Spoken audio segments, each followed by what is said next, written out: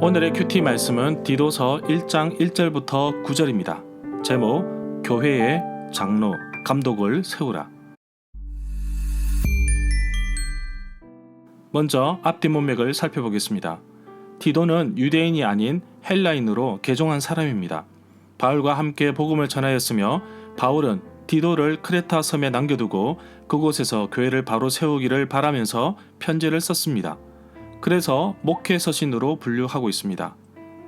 크레타 섬에 있는 사람들의 특징이 나오는데 이들은 다 거짓말쟁이이며 자기 배만 채우는 악한 짐승, 게으름뱅이라고 기록하고 있습니다. 지리적으로 항구 도시기에 폭력과 성적으로 문란하기로 유명한 도시로 알려져 있지만 바울은 디도를 파송하여 크레타 섬 교회에 리더십, 장로, 감독을 세워 교회의 모범이 되게 하였습니다. 이렇게 세워진 지도자는 성숙하고 정직한 사람입니다. 문단을 나눠보겠습니다. 1절부터 4절은 안부 인사, 5절부터 9절은 크레타에서 디도가 할 일. 1절에 보면 바울은 자신을 하나님의 명령을 받아 종으로서 사도로서 부름을 받았다고 말합니다. 서도의 인사에서 바울은 당대 그리스와 로마에서 사용하는 서신의 표준적인 내용을 기초로 해서 편지를 쓰고 있습니다. 2절에 보면 바울은 디도에게 쓴 편지에서 하나님이 영원 전부터 약속하신 이라는 단어를 사용하였는데 그리스도 안에서 구원의 사역이 창세 전부터 계획되었다는 것을 암시하고 있습니다. 바울은 로마서 16장 25절에서도 복음과 예수 그리스도의 전파함이 영세 전부터 감추어졌다가 나타난 것이라고 하였습니다. 바울은 자신이 어머니의 모태로부터 택함을 받았으며 은혜로 자신을 불렀다고 갈라디아서 1장 15절에서 표현하고 있습니다. 3절에 보면 하나님의 때가 있습니다. 때, 시점이 되어서 하나님이 그의 아들을 이 땅에 보내셨고 모든 사람들을 위하여 자기 몸을 대속물로 주신 것도 때가 되어 하신 것임을 증거하고 있습니다. 바울은 목회서신 디모데전서, 디모데후서, 디도서, 빌레몬서에서 하나님을 구주라고 불렀습니다. 디모데전서 1장 1절, 2장 3절, 4장 10절, 디도서 1장 3절, 2장 10절, 3장 4절에 나옵니다.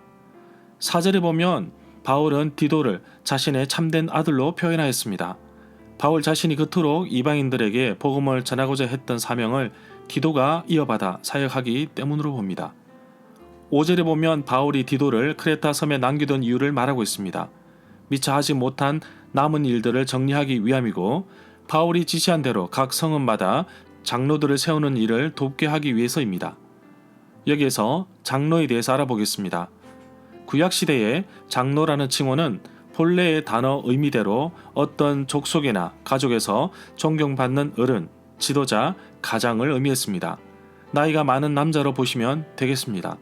이들은 분쟁을 해결하기도 하고 정의를 실천할 수 있도록 하였습니다. 신약에 와서는 여러 다른 직책을 수행하는 사람을 가리켰습니다. 복음서에서 장로는 중요한 유대교 지도자였습니다. 어떤 이는 최고 공의의회의 회원이기도 하였습니다. 사도행전 11장부터 21장과 서신서에서의 장로는 기독교 교회의 직분을 맡은 자로서 교회 일을 책임지고 일하는 사람으로 묘사되고 있습니다. 마지막으로 요한계시록에 나타난 24장로는 하늘에 있는 하나님의 법정의 한 부분을 담당하며 하나님의 백성의 대표격인 듯 보입니다. 6절에 보면 장로들의 요구 조건을 기록하고 있는데 장로는 다른 사람들에게 책망받을 것이 없어야 하고 한 명의 아내를 두어야 하고 방탕하거나 순종하지 않다는 비난을 받지 않으며 그의 자녀들은 믿는 자녀라야 합니다. 이러한 요구 조건은 디모데전서 3장 1절부터 13절에도 나오는데 거의 일치하는 것을 볼 수 있습니다. 이 구절에서 한 아내의 남편이 된다라는 말을 단 한 번만 결혼한 사람이라는 의미로 이해할 수는 있으나 그 뜻이 분명하지는 않습니다.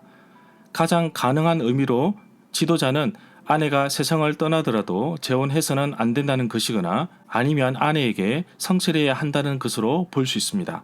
디도가 이런 자질을 가진 장로들을 세워야만 했던 이유는 바로 건전하지 않는 거짓 선생들이 있었기 때문으로 봅니다. 거짓 선생들이 가르치는 것을 막을 수 있는 성품과 행동이 좋은 장로들을 필요로 했던 것입니다. 7절에 보면 감독은 하나님을 섬기는 일을 맡은 사람으로서 흠이 없는 사람이어야 합니다.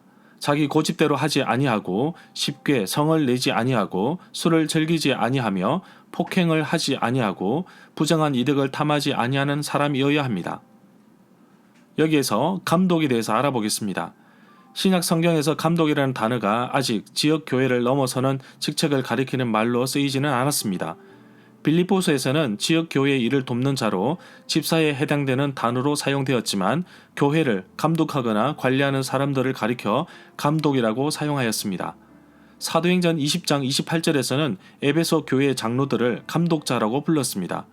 디모데전서 3장 1절과 디도서 1장 7절에서는 집사들과 달리 교회를 이끄는 지도자를 감독이라고 불렀습니다.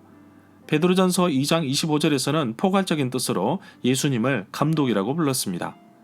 8절부터 9절에 보면 오직 나그네를 잘 대접하며 선행을 좋아하며 신중하며 의로우며 경건하고 거룩하고 절제하며 믿음으로 우리가 가르치는 진리의 말씀에 순종하며 참되고 바른 교훈으로 다른 사람들을 권면하며 거슬러 말하는 자들을 책망하게 하려 함이라고 하였습니다.